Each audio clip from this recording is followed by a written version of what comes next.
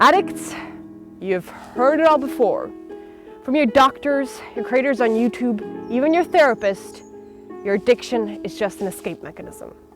A dopamine rush to get through the grind of daily life. The substances, the entertainment, food, or corn, they're fun. They allow you to forget about your current situation.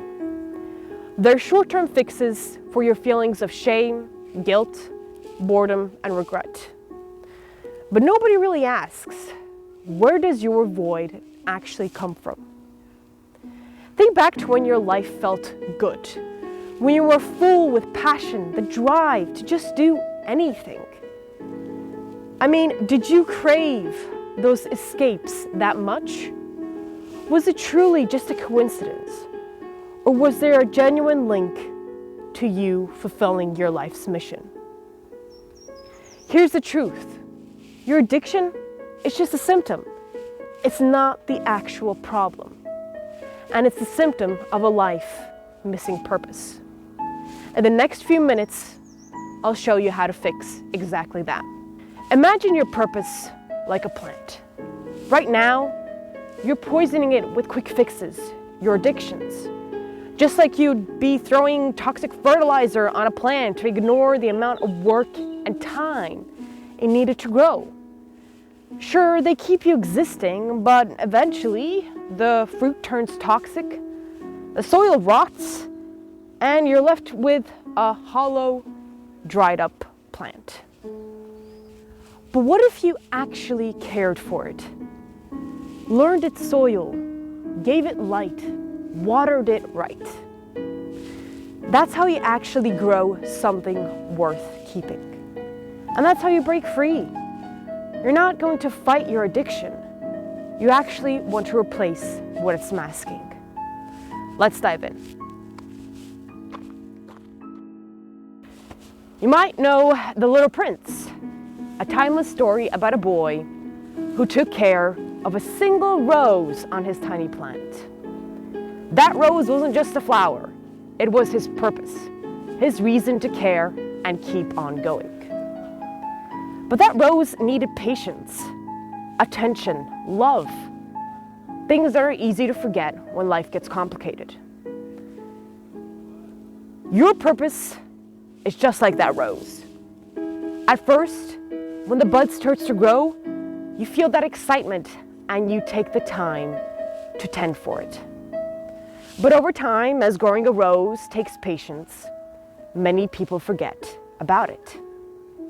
And what happens when you forget to water a rose? The leaves turn yellow and the flower does not bloom. Desperate for results, you, the gardener, dump quick fix toxic fertilizers on it. And for a short while, it actually works. The rose gets a nutrient rush, a boost in energy, and the leaves turn green. In real life, those are your escape mechanisms. The drugs, the food, the entertainment, the corn that you use to numb that emptiness inside. Those are quick fixes that mask the core problem, your lack of purpose. But over time, the rose's roots rot, the soil becomes toxic, and the plant is dependent on the fertilizer just to survive.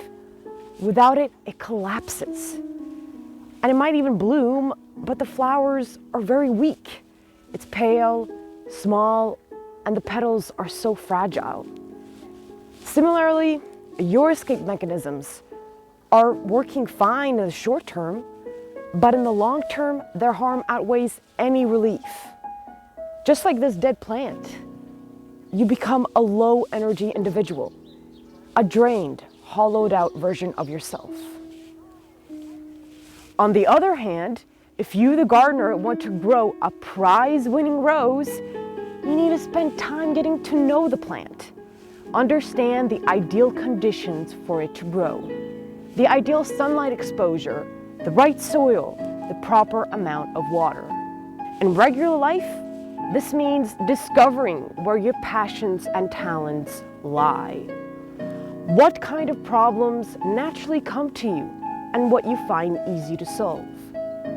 Learn where your creativity shines and connect your skills by serving others. This is all part of your purpose. Fulfill your meaning in life by aligning yourself with your purpose.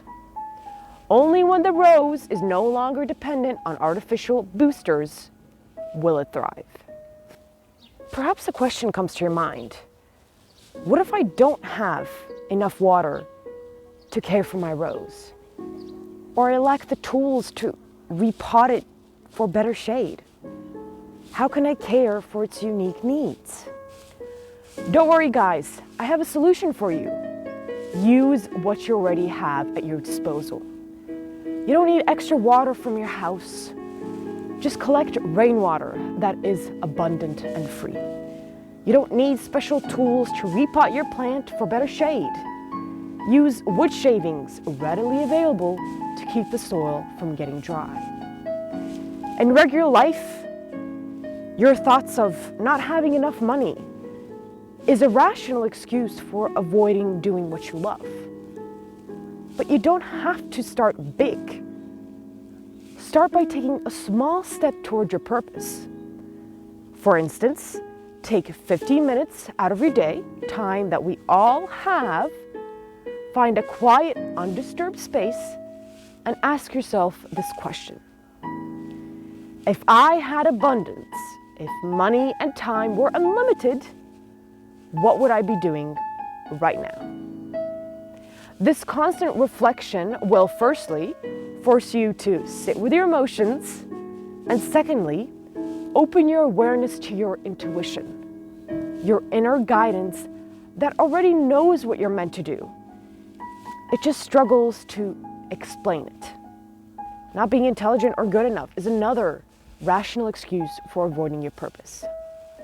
So, simply start by serving others in a field that interests you, where you already feel comfortable and equipped with knowledge. Over time, you'll build confidence, and this will fuel your energy to fully invest in your purpose and learn a new skill if need be. Just like the rose, the more love and care you give it, the more naturally the rose will thrive. There's no easy solution to finding your purpose. No pill you can take for instant results. For you, that means shifting from acting out of scarcity and fear, I don't have enough or I'm not good enough, to a place of possibility and care. A prize-winning rose, just like the little princes, isn't grown overnight or by chasing quick results. It's grown by someone who understands its unique needs and tends to it patiently, day by day. When you start to do this to yourself, when you nurture your purpose and allow yourself to grow at your own pace, the emptiness that felt overwhelming finally starts to fill up. The grip of addiction loosens because you're no longer trying to escape a void that has taken over your life. You're creating a life that is actually worth growing into. Thanks for watching this presentation. I hope you learned something and actually are inspired to do something. Feel free to share your insights or share your feedback to help for my future presentations. In any case, I'll see you in the next one.